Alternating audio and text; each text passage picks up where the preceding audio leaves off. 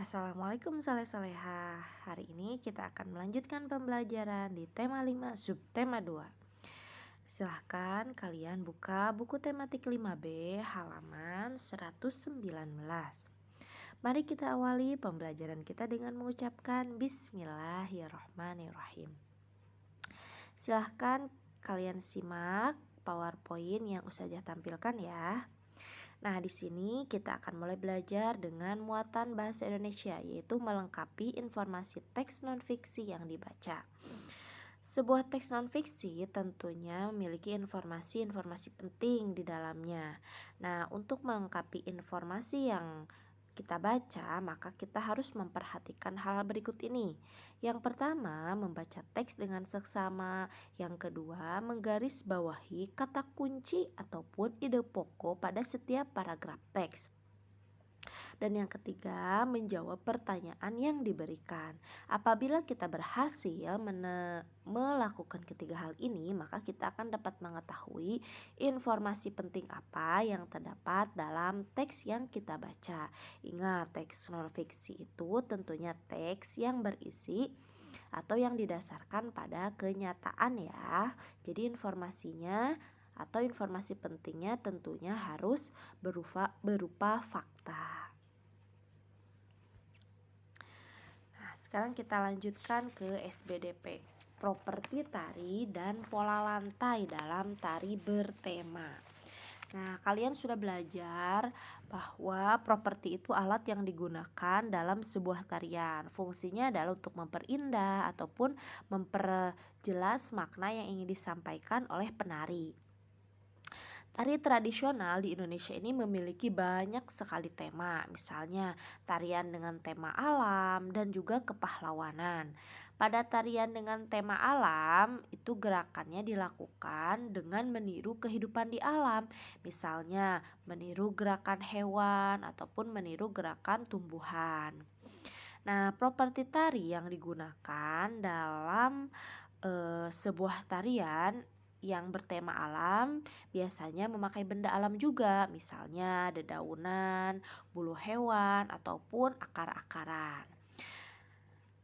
Ataupun misalnya jika tidak menggunakan benda langsung dari alam, benda yang digunakan itu bisa berupa atau menyerupai benda-benda yang ada di alam. Misalnya jika seseorang menarikan tari merak, maka dia bisa menggunakan selendang yang dianggap menyerupai sayap, serta mahkota juga digunakan untuk sebagai tanda atau yang menyerupai kepala burung.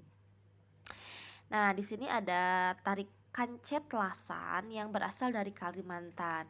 Tari ini meniru gerakan burung enggang atau burung rangkong ya. Nah, properti yang digunakan pada tarik kancet lasan ini yaitu bulu-bulu burung enggang tiruan yang diikatkan pada jari tangan dan juga pada kepala ya. Nah, jadi ini bulu yang digunakannya ini bukan bulu asli tapi bisa digunakan bulu tiruan.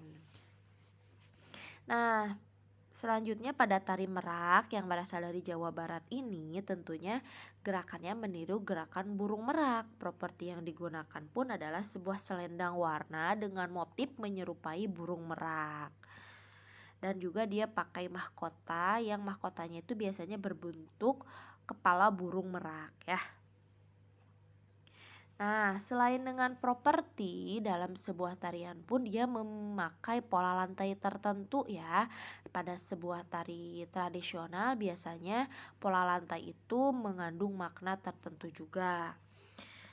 Nah, pada pembahasan sebelumnya kita sudah belajar jenis-jenis pola lantai dan di sini sudah ada beberapa contoh gambar pola lantai ya pada tari merak. Ada pola lantai lurus berlawanan arah antar pemainnya atau antar penarinya. Kemudian ada pola lantai melingkar dan ada pola lantai lurus berhadapan. Jadi setiap daerah atau setiap tarian tradisional itu tentunya memiliki propertinya masing-masing dan juga pola lantai masing-masing ataupun pola lantai yang berbeda ya.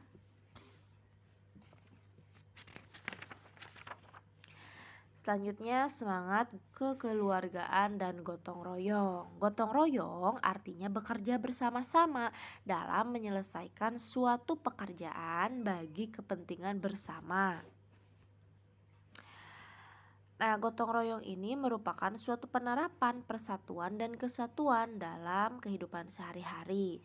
Manfaatnya adalah pekerjaan menjadi lebih ringan dan juga dapat cepat selesai. Nah, gotong royong ini merupakan ciri khas bangsa Indonesia sejak zaman dahulu ya. Jadi masyarakat di kita ini sering menerapkan gotong royong dalam berbagai kegiatan, misalnya saat membangun jembatan untuk kepentingan bersama tentunya. Nah, gotong royong juga banyak diterapkan dalam berbagai lingkungan, baik di rumah, sekolah, maupun di masyarakat. Nah, misalnya kalau di sekolah kita sering bergotong royong dalam membersihkan area lingkungan sekolah ya ataupun kelas kita sendiri. Nah, manfaatnya gotong royong itu bisa menumbuhkan semangat kekeluargaan. Semangat kekeluargaan adalah sikap memperlakukan orang seperti halnya keluarga. Jadi, kita memperlakukan teman kita seakan-akan dia adalah saudara kita. Manfaat semangat kekeluargaan tentunya adalah meningkatkan persatuan dan kesatuan, mencegah perpecahan, serta menciptakan hubungan yang harmonis antar sesama manusia. Nah, dengan adanya semangat kekeluargaan, maka hidup akan tentram, aman, dan damai. Nah, ini ya, kita bisa simpulkan bahwa manfaat semangat kekeluargaan yang pertama meningkatkan persatuan dan kesatuan, mencegah perpecahan dan menciptakan hubungan yang harmonis.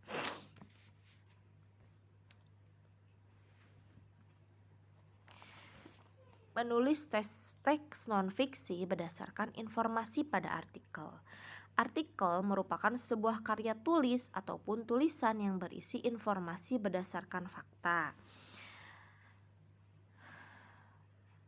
Nah, jadi kita bisa menulis teks non-fiksi berdasarkan informasi pada artikel. Jadi kita menentukan informasi penting apa dalam sebuah artikel, kemudian kita kembangkan informasi tersebut menjadi sebuah teks non-fiksi dengan mengembangkan ide pokok tentunya ya. Jadi artikel itu bisa kita dapatkan dari internet, dari koran. Karena biasanya dari koran itu benar-benar berdasarkan fakta ya. Jadi bukan karangan seseorang.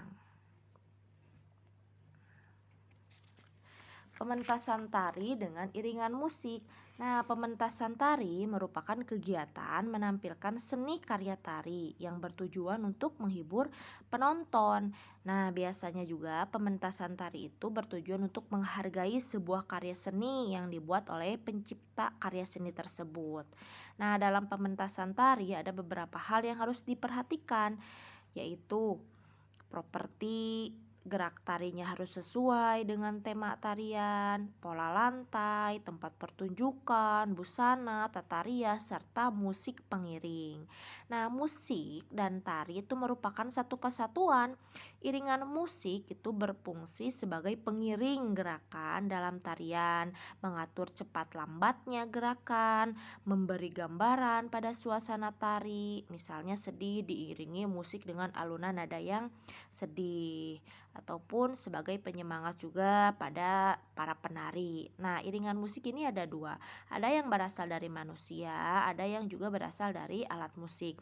Yang berasal dari manusia misalnya tepukan tangan, hentakan kaki, ataupun nyanyian.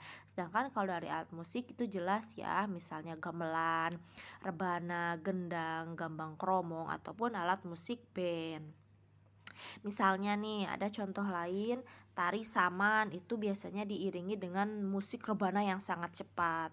Tari serimpi itu biasanya diiringi musik gamelan. Tari lenong biasanya diiringi dengan musik gambang kromong. Nah, biasanya kalau tari-tari dari Jawa Barat itu ada juga yang memakai gamelan juga ya. Nah, alhamdulillah materi hari ini telah selesai. Terima kasih sudah menyimak materi hari ini. Wassalamualaikum warahmatullahi wabarakatuh.